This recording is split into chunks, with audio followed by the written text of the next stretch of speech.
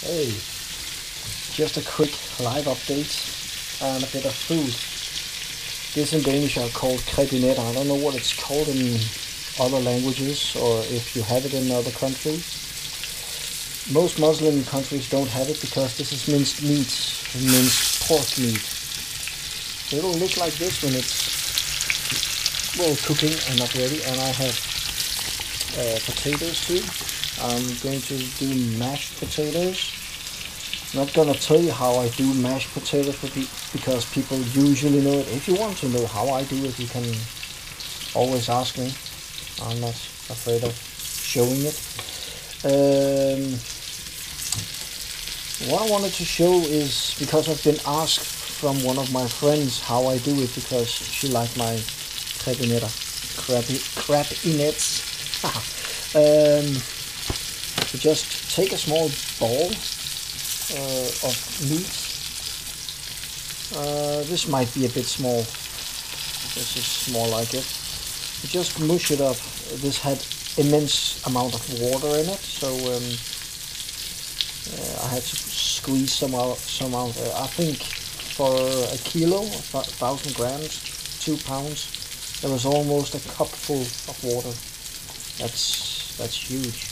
That's almost as much water as they have in Houston right now. I feel so sorry for people in Houston. I didn't mean to joke about it. It's just like, yeah, sarcasm.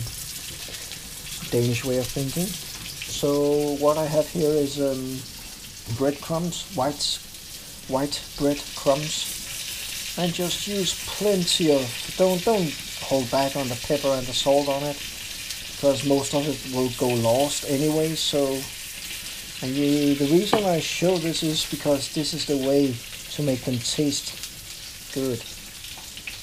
As you can see now, I'm changing the color.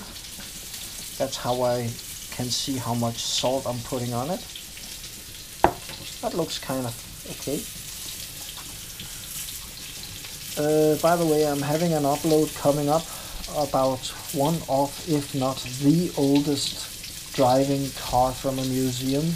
That is, I'm showing how they prep it for starting and stuff like that. This is whipped egg beaten together, egg white and egg yellow. That car is that upload will be quite long.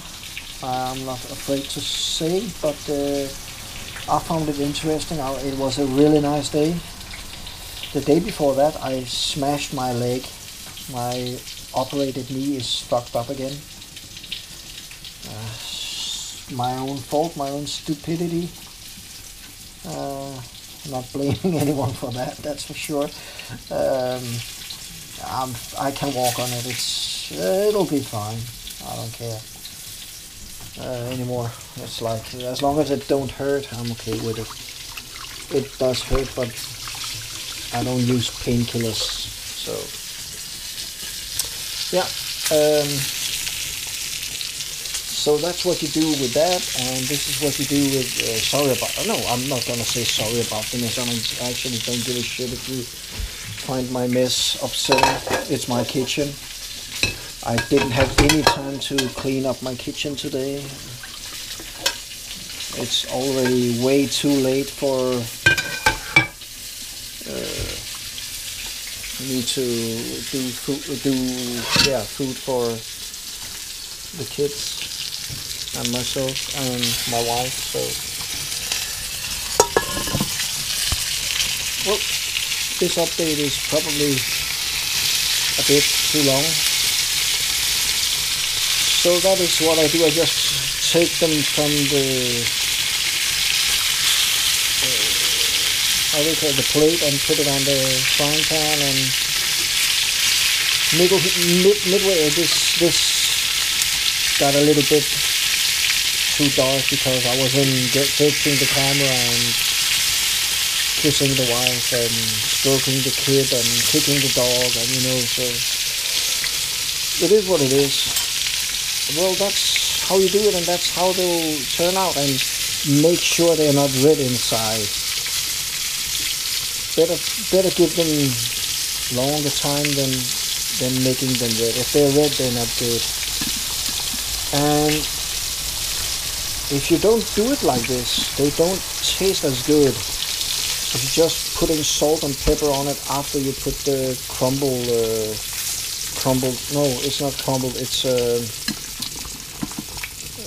breadcrumbs on it, it won't taste the same, for sure. I've tried it myself with the exact same ingredients and it doesn't taste the same, so sorry about the noise. So that's how I do it. The car I am going to upload will be named Hammelvognen, or the Hamel car, and it has something to do with my wife's family, I found out. I have made an upload of that car, but it was very, very brief, very short, from the technical museum some years back. If you want to go, and I would be pleased if you wanted to watch the technical museum uploads. The car is from 1888, still in original, how do you call it, functional and dress up, but it has been changed, not by the museum or other people that have owned it, but actually the one that built the car have changed it to look like what it is now. So it has been forgotten for 60 years in a, people would call it a garage, but it wasn't. It was like a shed on the outback of a building where the factory was, and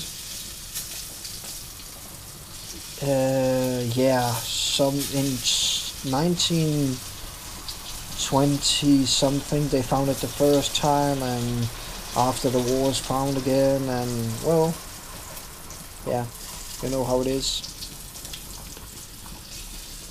But it's an interesting car, and it still runs great.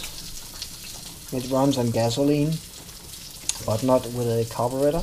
No, it's gasoline that is where air is sucked through the gasoline, like some of the YouTubers have tried to do on their regular cars. I found on some American cars with a pipe sticking on top of the gas tank and other pipes going into the bottom of the gas tank, and it is called something like exolit or something like that, when it's the vapor from gasoline you're driving on. Well, something like that. You can always choose to how do you say, correctly.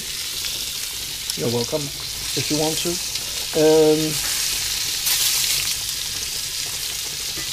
I'm only telling you this because otherwise this upload will be very boring, and my problem is that when I usually edit things, I usually forget it. So while I have it in my brain, I have to put it out there for you guys and girls. And yeah, maybe you can find Hammelvognen on some other uploads if you're interested. Mine will be specific also in how they prep it inside, because it's not like you're just starting up a almost 150-year-old car. No, it'll be something about how you prep the oil, how you lubricate it inside, how all the preppings for the lubrication are set up, and all stuff like that. Very interesting. Two really good guys that was showing it and talking a lot about it. I don't know how it comes out in sound. I haven't watched the videos yet, even though it's more than 14 days ago I was uploading it, recording it. But yeah, I met another cool dude. If you're interested in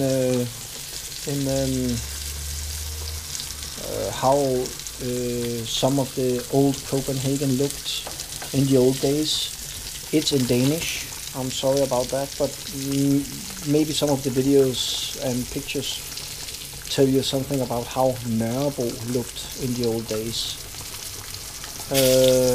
Yeah,